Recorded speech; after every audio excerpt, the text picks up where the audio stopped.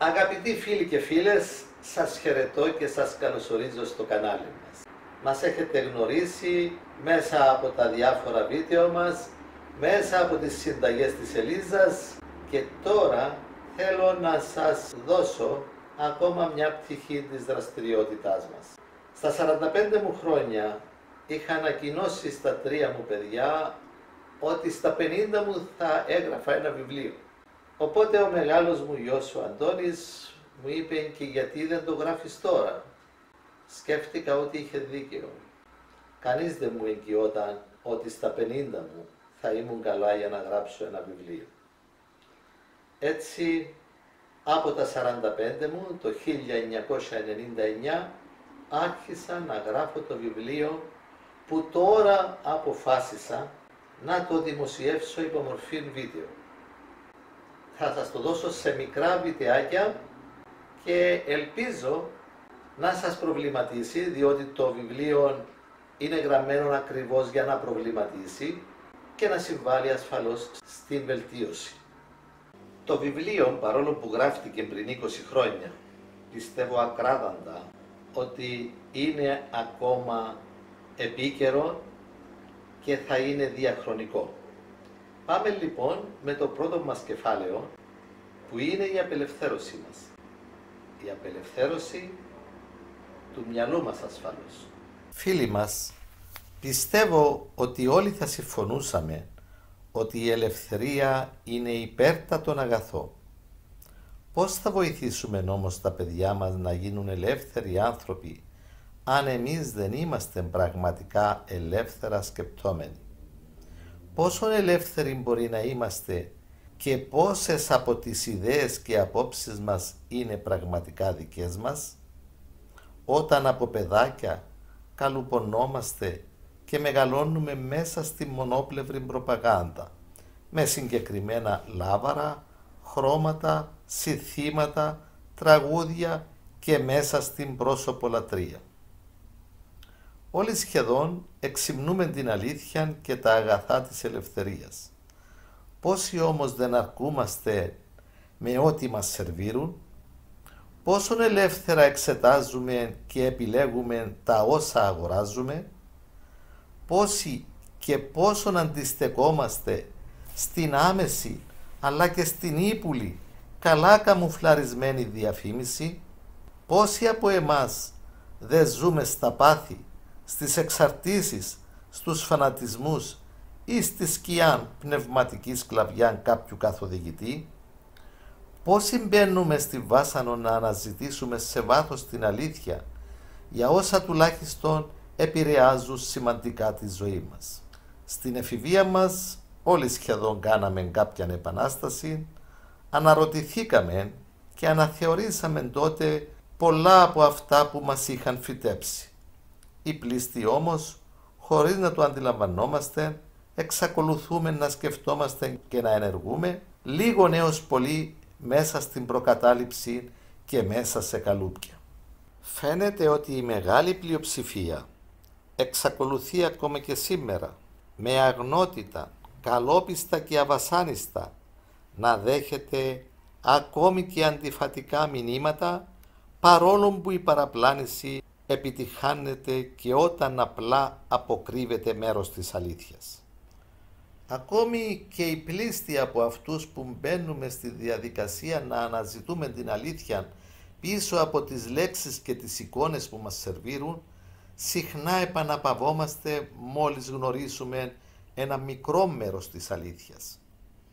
Όπως όμως παρατηρούσε και ο μεγάλος ιστορικός Θουκυδίδης πριν 2.500 χρόνια, οι άνθρωποι πολλές φορές διαστρέφουν τα γεγονότα, είτε από εξασθένιση της μνήμης τους, είτε από κακές εκτιμήσεις, είτε από μεροληπτικότητα και συμφέρον.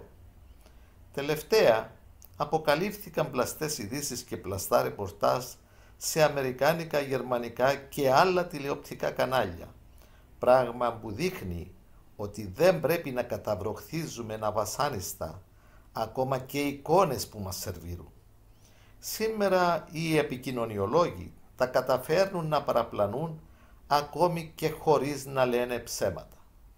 Οι εταιρείες στην προσπάθεια τους να επιβιώνουν και να αναπτύσσονται μέσα στον έντονο ανταγωνισμό τους, μας σερβίρουν συνεχώς και νέα προϊόντα, από τα οποία αρκετά είναι τελείως αχρίαστα, ενώ άλλα είναι έως και πολύ βλαβερά.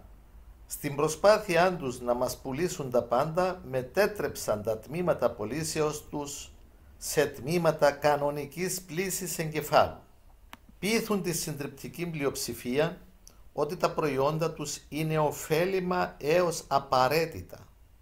Προσπαθούν να περνούν το μήνυμα πως εμείς οι σκληρά εργαζόμενοι δικαιούμαστε και αξίζουμε όλα τα προϊόντα τους. Με πονηρές, άμεσες και έμμεσες διαφημίσεις καταφέρνουν να συνδέουν ακόμη και τα αχρίαστα προϊόντα τους με μίαν τουλάχιστον πραγματική μας ανάγκη. Η άμεση και έμμεση διαφήμιση μαζί με τον μιμητισμό οδηγούν σήμερα τους περισσότερους στο να κυνηγούν την ευτυχία πίσω από το κάθε προϊόν ή υπηρεσία. Σίγουρα κάποια αγαθά είναι χρήσιμα και ωφέλιμα. Όσοι όμως πέφτουν στην παγίδα και παθιασμένα αναζητούν την ευτυχία στα υλικά αγαθά και στη μεγάλη ζωή, είναι επόμενο να μην ικανοποιούνται ποτέ. Στη δυστυχία τους που δεν μπορούν να τα έχουν όλα, πέφτουν στο παθιασμένο κυνήγι του χρήματος και ψάχνουν την εύκολη και γρήγορη κίνηση που θα τους φέρει τα πολλά λεφτά, τη μεγάλη ζωή και την ευτυχία. Τότε όμως είναι που γίνονται πιο ευάλωτοι, αφού βεβαιασμένα και χωρίς προβληματισμό τρέχουν όπως τα ανόητα ψαράκια να φάνε το κάθε δόλωμα. Οι υπερορίες και η δεύτερη δουλειά δεν αρκούν, οπότε πολλοί στην αυξανόμενη απελπισία τους γίνονται θύματα και των τυχερών παιχνιδιών ή καταφεύγουν σε άλλες σκουτοπονηριές. Από την άλλη, κάποιοι πολύ απελπισμένοι που νιώθουν ότι δεν έχουν τίποτε να χάσουν, αλλά και κάποιοι άλλοι που έχουν τον πλούτο μαζί με το κενό μέσα τους σε αυθονία, φτάνουν να αναζητούν την ευτυχία ακόμη και στις ουσίες εξάρτησης. Τα μεγάλα συμφέροντα χρησιμοποιούν σήμερα ομάδες επιτίδιων ειδικών που πανεύκολα εμφυτεύουν τα μηνύματά τους στον ανυποψίαστον άνθρωπο και κυρίως στα παιδιά. Για παράδειγμα, οι σημερινές αντιλήψεις των πολλών γύρω από τα ναρκωτικά δεν είναι άσχετες με τα μυθικά κέρδη που αφήνει το λαθρεμπόριό τους. Ομοίως οι φανατισμοί και οι πάσης φύσεως διαχωρισμοί δεν είναι άσχετοι με τα μεγάλα συμφέροντα των ολίγων καθοδηγητών. Οι εταιρείες, θέλοντας τις γυναίκες στην υπηρεσία τους, αλλά και ως καλές πελάτισσές τους, δημιούργησαν ένα σωρό ανάγκες και αντίστοιχα προϊόντα για αυτές. Κατάφεραν οι πλήστες να ξοδεύουν σχεδόν ολόκληρον των μισθών τους σε προσωπικά τους έξοδα. Τους παρουσίασαν και την ισότητα ως το ίδιο με τον άντρα, με αποτέλεσμα οι καυγάδες και η δυστυχία να αυξάνουν. Ο άντρας και η γυναίκα ασφαλώς είναι ίσοι, αλλά με τις διαφορές τους, ακριβώς για να αλληλοσυμπληρώνονται. Το σούπερ μυαλό δημιουργείται όπου δύο αντίθετου φύλου ελεύθερα μυαλά συνεργάζονται. Πολλοί μέσα στην πλύση εγκεφάλου που υφίστανται δεν μπορούν να αντιληφθούν τις απλές αλήθειες και ότι η ευτυχία τους βρίσκεται σε απλά πράγματα και περνά μέσα από την ευτυχία των γύρω τους. Κοιτάζουν μόνο τα φυτευτά θέλω τους, κατά κανόναν ανύπαρκτες ανάγκες που τους φύτεψαν με την άμεση αλλά και έμμεση ύπουλη διαφήμιση, χωρίς να προσπαθούν καθόλου να μπουν και στη θέση του άλλου. Γι' αυτόν οι προστριβές, οι καυγάδες, τα προβλήματα και τα διαζύγια αυξάνουν δραματικά. Γνωρίστε την αλήθεια και η αλήθεια θα σας ελευθερώσει, μας είπε πριν 2.000 ετίες ο Χριστός. Οι γνώσεις και οι δυνατότητες αυξήθηκαν και θα συνεχίσουν να αυξάνουν. Δυστυχώς όμως, μαζί με την αύξηση των γνώσεων και του καλού, αυξήθηκαν και οι πονηροί. Αφού τώρα όλοι σχεδόν μπορούν να μάθουν την τεχνική της πλύσης εγκεφάλων. Επομένως, η τυφλή πίστη και η υπακοή σε οποιονδήποτε εγκυμονεί πάντα μεγάλους έως θανάσιμους κινδύνους. Μπορούμε να ακούμε και να ερευνούμε τα πάντα ελεύθερα και καλόπιστα, κρατώντας όμως ταυτόχρονα ανοιχτήν τη χαραμάδα της αμφιβολίας για όλους και για όλα. Οι αρχαίοι Έλληνες μεγαλούργησαν επειδή είχαν αμφιβολίες ακόμα και για τους θεούς τους. Αναζητούσαν και τον άγνωστο Θεόν. Ας μην ξεχνάμε και το ουδής τέλειος και ουδής αλάθαστος. Κατά συνέπεια, όποιος έφτασε στο σημείο να βλέπει κάποιον άλλο σαν τέλειον και αλάθαστον, θα πρέπει να ανησυχήσει πολύ για τον εαυτόν του. Γιατί αν δεν είναι τρελά ερωτευμένος με τον τέλειον, εντός εισαγωγικών, σίγουρα έχει υποστεί πλήση εγκεφάλου από τον δίθεν τέλειο. Ο τέλειος μπορεί να χρησιμοποιεί το θύμα του όπως θέλει. Συνεπώς δεν ζητώ από κανέναν να αφομοιώσει ότι διαβάσει, ούτε να τα καταβροχθήσει όπως κάνουν συνήθως οι περισσότεροι πιστοί όλων των θρησκειών με τα θρησκευτικά και ιδίως με τα θεόπνευστά τους βιβλία. Οι αισθήσεις και η λογική πρέπει να δουλεύουν χωρίς καλούπια. Οι άνθρωποι πρέπει να επιδιώκουν τη σφαιρική ενημέρωσή τους και να ωφελούνται από την επικοινωνία και τη συνεργασία. Κάποιοι όμως που θέλουν να μας ποδηγετούν και να μας χρησιμοποιούν, μας θέλουν χωρισμένους και μαντρισμένους σαν πρόβατα στην πολιτική, στη θρησκεία, στην μπάλα και αλλού.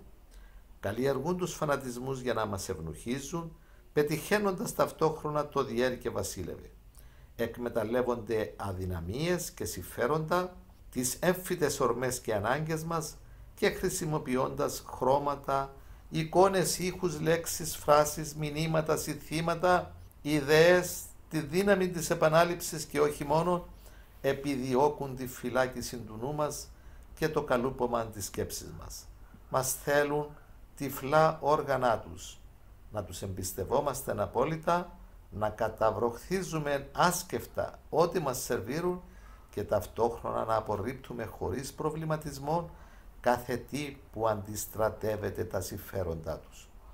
Όσον περισσότερα θύματα, οπαδούς θέτουν υπό τον έλεγχό τους, τόσο να αυξάνουν τη δύναμη τους και έτσι εξοντώνουν ευκολότερα όποιον απειλήσει τους ίδιους ή τα συμφέροντά τους. Είναι για όλους αυτούς τους λόγους που εμείς θα πρέπει να αμφισβητούμε τα πάντα, να αναζητούμε τις αντίθετες απόψεις και να χαιρόμαστε κάθε φορά που κατανοούμε ένα λάθος μας.